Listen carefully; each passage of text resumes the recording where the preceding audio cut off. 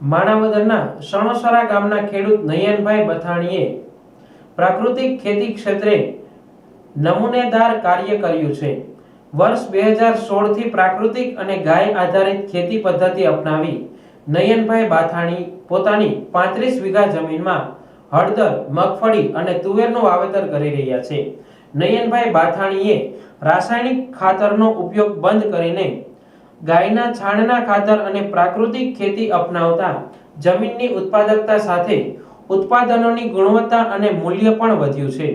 તેમણે સૌપ્રથમ હળદરનું વાવેતર કર્યું હતું। ગાય આધારિત ખેતી પદ્ધતિથી ન માત્ર ખેતીનો ખર્ચ ઓછો થાય છે પરંતુ પર્યાવરણીય લાભ પણ મળી રહ્યો છે। નયનભાઈ 15 વીઘામાં હળદર અને 15 વીઘામાં તુવેર અને મગફળીનું વાવેતર કરી રહ્યા છે। તેઓએ પ્રાકૃતિક કૃષિ પદ્ધતિથી પકાવેલી મગફળીનું ધાણીમાં તેલ જાતે જ કાઢે છે અને તેનું વેચાણ પણ સ્થાનિક જ કરે છે। હળદરનું વાવેતર પછી સુકવણી પાવડર તૈયાર કરવાનું કામ અહીં ખેતરે જ થાય છે। માણાવદરના ગામડે ગામડે તેઓ હળદર પહોંચાડે છે।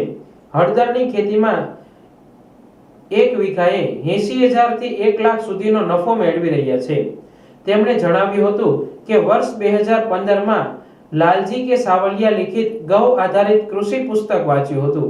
આ પુસ્તકને વાંચવાથી મને પ્રાકૃતિક કૃષિ કરવાની પ્રેરણા મળી હતી અને ત્યારથી નક્કી કર્યું કે ધરતી માતાને ઝેર આપવું નથી।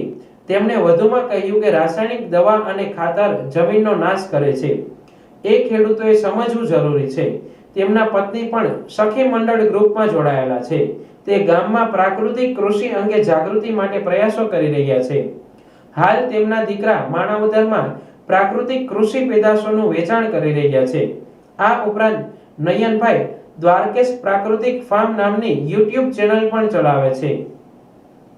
તેના માધ્યમથી તેઓએ અપનાવેલા પ્રાકૃતિક કૃષિના પ્રયોગો અન્ય ખેડૂતો અપનાવે એ માટે કાર્યરત રહે છે। નયનભાઈએ પ્રાકૃતિક કૃષિના અનુભવો જણાવતા કહ્યું હતું કે લાંબા ગાળે જમીનમાં અને આવકમાં ચોક્કસ ફેર પડે છે। ખેડૂતોને આજે નહીં તો 5 વર્ષ પછી પ્રાકૃતિક ખેતી તરફ વળવું પડશે।